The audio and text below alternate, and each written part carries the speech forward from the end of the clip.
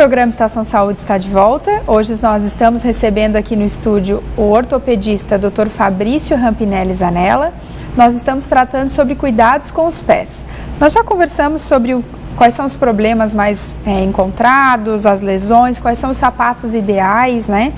E agora, doutor, quais são os problemas mais comuns, né, que são relatados que as pessoas têm dores assim nos pés? Então, a gente já falou alguns, né? Uma patologia bastante frequente seria a fascite plantar, então é a dor na região de baixo do calcanhar. Essa é uma patologia talvez das mais frequentes dentro do consultório de um especialista de pé.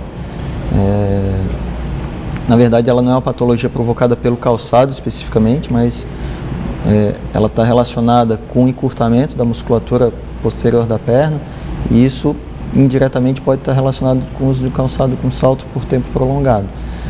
Outras patologias também frequentes são as deformidades nos dedos, então desde a deformidade do hálux, né, que é o joanete, ou as deformidades nos dedos menores, que são os outros 4 dedos, e que desses sim muitas vezes estão relacionadas com o uso do calçado inadequado. Enfim, existe uma variedade imensa de patologias, mas que estariam relacionadas principalmente com o calçado inadequado seriam isso, além de, lógico, calosidades, às vezes não chega a ter uma deformidade estabelecida, mas já pode ter alguma calosidade, né? Como diagnosticar e tratar esse problema, os problemas que aparecem, né? Porque nem sempre dor no pé pode ser uma patologia, uma lesão, né? Às vezes é por excesso de atividade, né? Como que as pessoas podem diferenciar, assim? O quadro clínico normalmente já orienta, né, para um diagnóstico correto. Então, você vai avaliar o tipo de atividade que a pessoa faz, o tipo de calçado que costuma usar no dia a dia, né, se ser um calçado inadequado também poderia estar prejudicando. A queixa no pé normalmente é dor, né? Algumas vezes vai ser a deformidade, mas normalmente quando tem a deformidade já tem dor. Então, tem pacientes que às vezes vêm com a deformidade grande, um joanete, por exemplo, e o paciente vai se queixar de outro problema. Por quê? Porque às vezes a dor é mais importante do que uma deformidade. Dificilmente alguém vem com uma queixa por estética no pé, né? E da mesma forma, dificilmente a gente vai tratar cirurgicamente uma queixa que seja estética. A gente preza muito mais pela função do que por estética. Mas então, aí normalmente você, além do exame físico, vai fazer algum exame de imagem, o raio-x seria o principal exame que a gente usa nesses casos, mas muitas vezes outros exames também para avaliação de partes moles, ultrassom, ressonância magnética, às vezes também são necessários. Doutor, aproveitando o gancho, já que a gente está falando de cuidados com os pés, em relação às crianças, né? Qual seria o calçado ideal, assim? Então, a criança, antes de ela caminhar, na verdade, ela não precisa ter nenhum tipo de calçado. Ela vai usar alguma coisa só para manter o pé aquecido, né?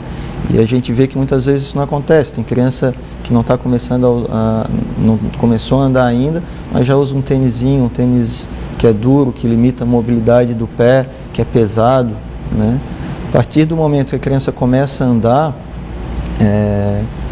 ela já pode estar usando algum tipo de calçado com a mesma função de proteção, como tem no adulto, mas de preferência que sejam calçados leves no começo da caminhada, porque senão ela vai gastar muita energia para conseguir caminhar.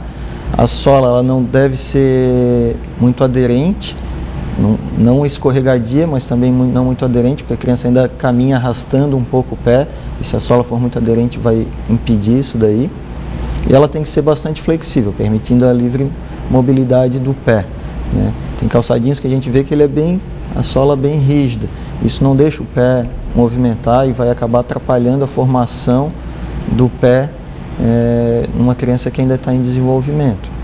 A partir entre 1 ano e 2 anos seria mais ou menos essas características. A partir daí já pode ter um calçado que tem já um pouco mais de aderência, que seja talvez um pouco mais semelhante ao calçado do adulto, né? E outra coisa importante seria, lógico, trocar os calçados com frequência, porque o pé cresce muito rápido. E lógico, um calçado apertado também vai poder provocar algum tipo de lesão no pé. Doutor, em relação ao pisar no chão, né, a famosa pisada, isso pode influenciar também em lesões no pé? Nós temos até imagem também, né? Com certeza. Existem 3 tipos de pisadas, né? A pisada neutra, a pisada pronada e a pisada supinada. Isso é já por característica da própria pessoa. A pessoa tem esse tipo de pisada e o calçado ele não visa corrigir isso daí, mas visa diminuir o número de lesões, principalmente quem faz atividade física, quem faz caminhada, quem faz corrida, né, que é uma atividade que hoje tem bastante gente praticando. Então, muitas vezes a pessoa começa a fazer uma corrida, começa a ter dor e não acha causa. Não tem nenhuma patologia, não tem nada, é só o tipo de pisada que acaba sobrecarregando determinadas estruturas e provoca dor, né? Então, o uso de um calçado específico para o tipo de pé, às vezes, vai ajudar bastante. Doutor, eu gostaria de deixar esse espaço aberto para o senhor divulgar, né, o seu trabalho, e para quem está nos assistindo que de repente se enquadrou, se encaixou em algo que a gente falou, possa procurar o senhor.